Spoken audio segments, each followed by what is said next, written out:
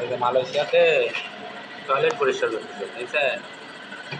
Toilet পরিষ্কার করতেছে, ওই মেশিন, ওই গাড়ি দিয়েছে, গাড়ি দিয়েছে, ওই মেশিন ওটার মধ্যে ঢুকে দিতেছে, ওই মেশিন ওইটার মধ্যে ঢুকে দিতেছে, আর ওরা একবার ওই যে গাড়িতে চলে যাচ্ছে, ওই গাড়ির মধ্যে। আর আমার দেশে মেতর লাগে, কত কি লাগে, গায়েও করতেছে না, কিছু করছে না, টয়লেটের মধ্যে ওইটা ঢুকে দিতেছে, আর সোজা একবার ওই ট্যাঙ্কের ভিতর চলে যাচ্ছে।